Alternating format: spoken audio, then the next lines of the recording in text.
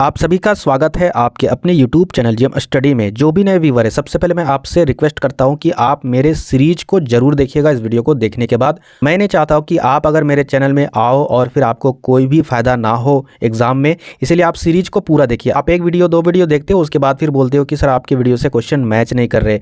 आप पूरा वीडियो पूरा सीरीज देखोगे तब ना मैच करेंगे। तो चलिए हम लोग यहाँ पर स्टार्ट करने वाले नेक्स्ट सीरीज, यानी इसमें भी तकरीबन 2 चैप्टर कवर होने वाले हैं। बहुत ही ज़्यादा मेहनत लग रही है, बता रहे इतना ज़बान दर्द दे रहा है कि आप लोग विश्वास नहीं कीजिएगा कंटिन्यूअसली यहाँ पर वीडियो बनाने के कारण। तो चलिए हम लोग यहाँ पर पहले क्वेश्चन को स्टार्ट करते हैं। पहला क्वेश्चन क्या आपका, मॉन्टेक्यू नामक फ्रांसीसी दार्शनिक ने किस यात्री के विवरण के आधार पर प्राच्य निरंकुशवाद का सिद्धांत प्रतिपादित किया? तो क्वेश्चन नंबर पहला का जो उत्तर होगा, ध्यान से देखिएगा, ऑप्शन नंबर पहला यानी बर्नियर। आगे यहाँ पर देखिए क्वेश्चन नंबर दूसरा क्या आपका, अब्दुल रज्जाक समरकंदी नामक यात्री ने किसके यात्रा वृत्तांतों को पढ़ा और उससे प्रेरणा ली? तो क्वेश्चन नंबर दूसरा का जो उत्तर है वो है आपका ऑप्शन नंबर बी यानी इब्न बतूता। आगे देखते हैं नेक्स्ट क्वेश्चन नंबर तीसरा और प्रश्न संख्या तीसरा क्या आपका, अपनी आंखों के सामने सती प्रथा का दृश्य देखकर कौन विदेशी यात्री मूर्छित हो गया? तो यहाँ पर देखिए क्वेश्चन नंबर तीसरा का जो उत्तर है वो आपका option number C Ibn Battuta. आगे यहाँ पर देखिए क्वेश्चन नंबर 4 क्या आपका, लाहौर में एक 12 वर्षीय बालिका को जबरदस्ती सती बनाए जाने की मार्मिक घटना का आंखों देखा हाल किस विदेशी यात्री ने बताया? तो यहाँ पर देखिए बहुत ही इंपॉर्टेंट क्वेश्चन है। तो क्वेश्चन नंबर 4 का जो उत्तर है वो आपका ऑप्शन नंबर डी, यानी ये सारा चीज़ आंखों देखा हाल किसने देखा था? बर्नियर ने देखा था। आगे देखिए क्वेश्चन नंबर 5, किताब उल रहला में किसकी यात्रा वृत्तांत मिलता है? किसका यात्रा वृत्तांत मिलता है? बहुत ही इंपॉर्टेंट क्वेश्चन है। तो क्वेश्चन नंबर 5 का जो उत्तर है वो है आपका option number C Ibn Battuta. आगे देखते हैं नेक्स्ट क्वेश्चन नंबर 6 और क्वेश्चन नंबर 6 क्या आपका, मोहम्मद इन जुजिये ने मोरक्को के सुल्तान के कहने पर किसका यात्रा वृत्तांत लिखा? तो क्वेश्चन नंबर 6 का जो उत्तर है वो आपका ऑप्शन नंबर बी यानी इब्न बतूता। आगे यहाँ पर देखते हैं नेक्स्ट क्वेश्चन नंबर 7, इस नगर का अथवा उसके किले का वर्णन प्रायः अधिकांश यात्रियों द्वारा किया गया है। आपको बताना है इसका उत्तर क्या होगा। तो क्वेश्चन नंबर 7 का जो उत्तर है वो आपका ऑप्शन नंबर ए ग्वालियर। ठीक है, ग्वालियर का नगर या फिर उसके किले का वर्णन बहुत ही ज़्यादा किया गया है। ठीक है, यो द्वारा। आगे यहाँ पर देखिए 8 नंबर, भारतीय अध्ययन संबंधी बाधाओं का वर्णन किस विदेशी यात्री ने किया? तो क्वेश्चन नंबर 8 का जो उत्तर है वो आपका ऑप्शन नंबर ए अल बरूनी ने। आगे यहाँ पर बढ़ते हैं नेक्स्ट क्वेश्चन नंबर 9, मध्ययुगीन यात्रियों का सरताज किस यात्री को कहा जाता है? तो क्वेश्चन नंबर 9 का जो उत्तर है वो आपका option number B Marco Polo को। ठीक है, आगे यहाँ पर देखिए क्वेश्चन नंबर 10 क्या आपका, जैसे घोंसले को पक्षी छोड़ता है उसी तरह किसी यात्री ने यात्रा पर जाने हेतु अपने घर को छोड़ा, ये किसने कहा था? ठीक है, ये आपको बताना है। तो क्वेश्चन नंबर 10वां का जो उत्तर है वो आपका option number D Ibn Battuta. ठीक है, चलिए आगे यहाँ पर देखते हैं नेक्स्ट क्वेश्चन नंबर 10 11। यहाँ पर देखिए 11 क्या आपका, इब्न बतूता किस सुल्तान के शासनकाल में भारत आया था? तो क्वेश्चन नंबर 11 का जो उत्तर है वो आपका ऑप्शन नंबर ए मोहम्मद बिन तुगलक। आगे यहाँ पर देखिए क्वेश्चन नंबर 12, हुमायूं के दरबार में कौन अफ्रीकी यात्री भारत आया? तो क्वेश्चन नंबर 12 का जो उत्तर है वो आपका ऑप्शन नंबर डी यानी इनमें से कोई नहीं। ठीक है, तो आप लोग कमेंट बॉक्स में टाइप कीजिएगा कि अफ्रीकी यात्री कौन था जो भारत आया था हुमायूं के दरबार में। चलिए आगे यहाँ पर बढ़ते हैं नेक्स्ट क्वेश्चन नंबर 13 और क्वेश्चन नंबर 13 क्या आपका, अल बरूनी किसके साथ भारत आया? तो क्वेश्चन नंबर 13 का जो उत्तर है वो आपका option number A Mahmud Ghazni. आगे यहाँ पर बढ़ते हैं नेक्स्ट क्वेश्चन नंबर 14, यात्रियों का राजकुमार किसे कहा गया है? तो क्वेश्चन नंबर 14 का जो उत्तर है वो आपका ऑप्शन नंबर बी यानी ह्वेंग सांग को। आगे यहाँ पर देखिए 15 नंबर, इब्न बतूता किस देश का यात्री था? तो क्वेश्चन नंबर 15 का जो उत्तर है वो आपका मोरक्को यानी ऑप्शन नंबर ए। आगे यहाँ पर देखिए 16 नंबर और 16 नंबर क्वेश्चन क्या आपका, कैप्टन हकिंग्स किस मुगल शासक के दरबार में आया था? तो क्वेश्चन नंबर 16 का जो उत्तर है वो आपका ऑप्शन नंबर बी जहांगीर के शासनकाल में यानी दरबार में। आगे यहाँ पर बढ़ते हैं नेक्स्ट 17 नंबर, इब्न बतूता ने अपनी यात्रा का विवरण किस भाषा में लिखा था? Most important question. तो क्वेश्चन नंबर 17 का जो उत्तर है वो आपका ऑप्शन नंबर डी यानी अरबी में। आगे देखिए यहाँ पर 18 नंबर क्वेश्चन क्या आपका, किताब उल हिंद या तहकीक हिंद में किसका यात्रा वृत्तांत लिखा है? तो क्वेश्चन नंबर 18 का जो उत्तर है वो आपका ऑप्शन नंबर ए अल बरूनी का लिखा गया है। ठीक है, चलिए आगे देखते हैं नेक्स्ट चैप्टर वाले क्वेश्चन और वीडियो को लाइक कीजिएगा जितना हो सके उतना और वीडियो को शेयर भी कीजिएगा। चलिए यहाँ पर देखते हैं नेक्स्ट क्वेश्चन वाले सीरीज का क्वेश्चन, फ्रांसीसी बुकानन कौन था?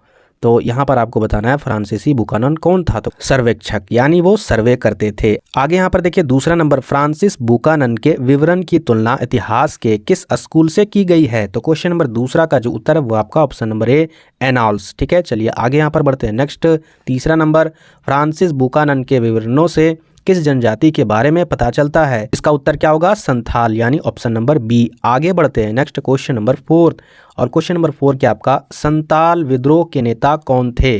तो इसका उत्तर होगा ऑप्शन नंबर ए, सिंधु कानू।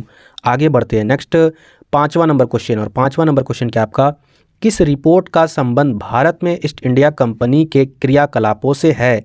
तो क्वेश्चन नंबर 5 का जो उत्तर है वो आपका ऑप्शन नंबर सी, यानी 5वीं रिपोर्ट से। ठीक है, आगे यहाँ पर देखिए क्वेश्चन नंबर 6 क्या आपका, रैयतवाड़ी बंदोबस्त के जनक थे? इसका उत्तर होगा मुनरो एवं रीड। आगे यहाँ पर देखिए क्वेश्चन नंबर 7, क्वेश्चन नंबर 7 क्या आपका, निम्न में से कौन सा जोड़ा सही है?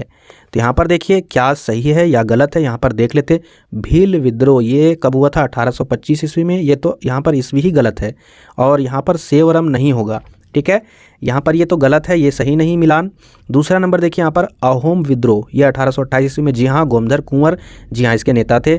मुंडा विद्रोह 1899, जी सही है, मिर्जा मुंडा यानी इसके नेता थे, ये भी सही है। यानी यहाँ पर ये दोनों सत्य है, लेकिन ये गलत है।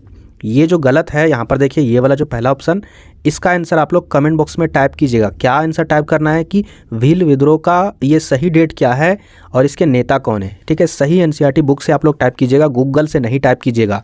तो यहाँ पर अगर आंसर होगा तो इस ऑप्शन का ये गलत है। यहाँ पर ऑप्शन नंबर डी में होना चाहिए था कि बी तथा सी दोनों। ठीक है, तो यहाँ पर ये ऑप्शन नंबर डी हो जाता। चलिए आगे यहाँ पर बढ़ते हैं। Next question number 8, question number 8 क्या आपका, महालवाड़ी बंदोबस्त किसके द्वारा लागू किया गया?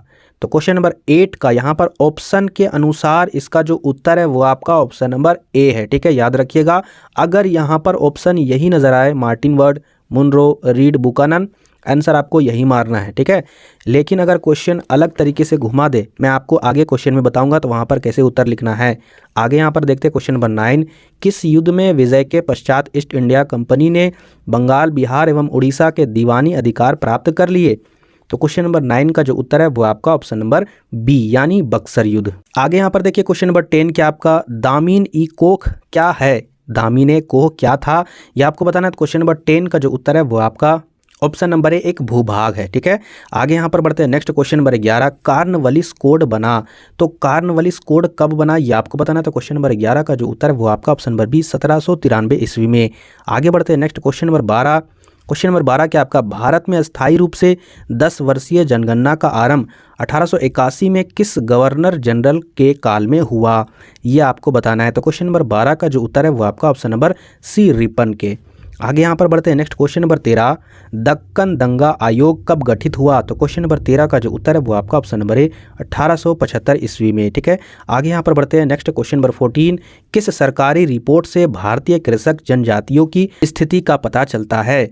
वो सरकारी रिपोर्ट कौन सा था ये आपको बताना है। तो क्वेश्चन नंबर 14 का जो उत्तर है वो आपका ऑप्शन नंबर डी, यानी उपयुक्त में से सभी रिपोर्ट से, बुकानन की भी रिपोर्ट से, 5वीं रिपोर्ट से और दक्कन दंगा आयोग रिपोर्ट से भी पता चलता है। आगे यहाँ पर बढ़ते हैं। नेक्स्ट 15 नंबर, कौन सा जोड़ा सही सुमेलित है?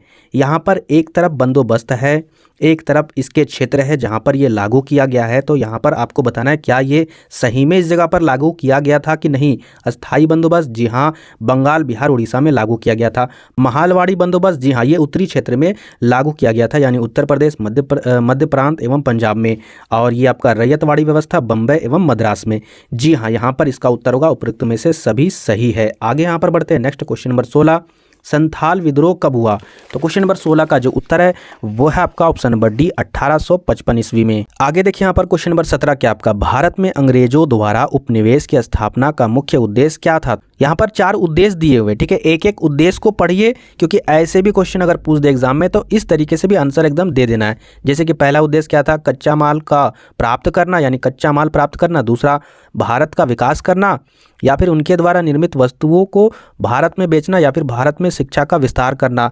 इतना चोट्टा लोग है ये जो अंग्रेज था, वो चोट्टा लोग भारत में आकर क्या कभी भी हम लोग के शिक्षा के लिए सोचेंगे? तो ये आंसर तो होगा ही नहीं।